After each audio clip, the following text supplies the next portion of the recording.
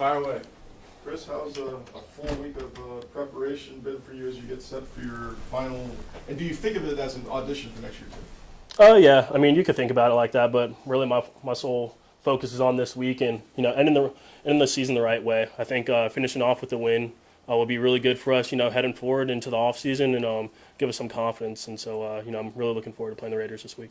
Can you put in perspective, what you can accomplish with a full week, aside from the obvious, with just the 1 day of practice? Yeah, I mean, definitely get on more of the same page with all the receivers and stuff like that, and really just dialing into the playbook. When you have that short week, you're sort of just cramming everything into 24 hours to get down. So to have a full week's going to be great. We have a good plan moving forward, so I'm excited about a full week. When after you threw the touchdown pass to Richard, I didn't see it. He dropped the ball. Yeah. Is your first touchdown? Was his first touchdown? Where's the ball? It's here, and we're trying to figure out how we're going to divvy that up still. But that was the first thing I saw too when he scored. He dropped the ball, but I was so excited for him, and we just scored. I sort of left it too, but Kareem ended up coming off the field and getting the ball for us. Yeah, you're supposed to go get that ball. Right? Yeah, no, usually you do, but no, it was just raw emotions right there. Chris, can you think back to your rookie season? You got drafted by the Steelers. Who called you, and talk about your arrival in Kansas City that year? So yeah, I was with the Steelers, and then ended up getting cut, and the first person to call me was Matt Nagy. And I had already built a relationship a little bit with him, through the pre-draft process, and so I was familiar with him. Obviously loved Kansas City, and they seemed to like me. And when he called me, he was like, "Hey, what do you think about being a Chief?" And that was something that I sort of always envisioned, sort of backing up Pat and getting in here and learn from Coach Reed and Nags and Girardi. So it was sort of a surreal moment when I got over here. How much was that, Andy's ability to develop backup quarterbacks into something that may be able to start, if not here, somewhere else? Yeah, it's invaluable. I mean, I think Coach Reed, his resume speaks for itself with QBs and the teams he's led and backup quarterbacks that have gone on to play well in other places as well. So that's always an opportunity that you don't want to miss if you have someone to learn from. Like Coach Reed. Chris, I think Andy called you a kid the other day. I'm sure it's just relative, but how much do you feel like you're pretty seasoned by now, even though these are your first few games, that the last few years sort of prepare you? Oh, yeah, 100%. I mean, if I look back and if I was thrust into this spot my rookie year, I'm like, would I be ready? I mean, I'd like to think I was, but definitely learning the last 4 years and just being in the system. Watching, Pat, Coach Reed, Nags, and just even the guys like Trav that have been here for a long time, see how they go about their business has really helped me, on the field and off the field as well, just being a professional, learning good study habits and things like that.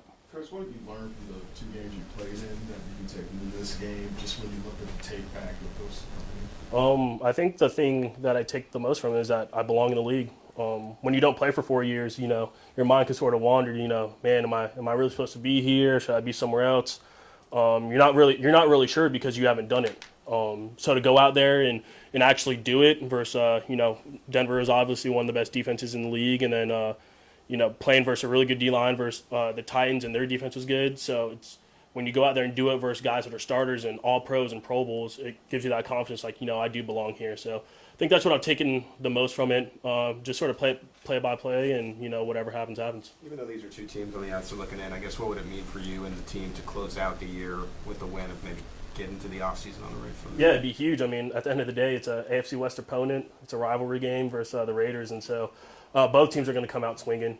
Obviously the narrative is that the Raiders are going to lay down because they want the number 1 pick. That's not going to happen. The Raiders are going to come out there. They play really hard.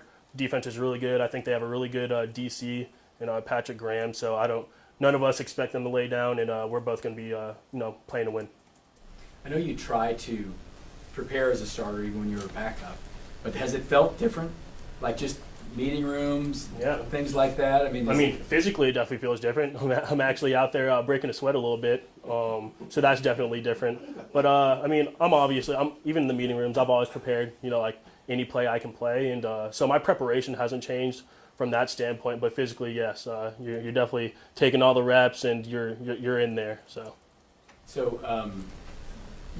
as far as getting you to go out there and play, Coach said he doesn't see incentives and things like that some of these guys have. But do you know that there's a couple incentives out there for some of these guys, and Travis is like 56 yards away from second place and all I mean, yeah, you hear about it, and obviously I want that for those guys. I really do. If that's how the game is going, and those guys get those, those records and incentives, that's something that I would love to be a part of for them.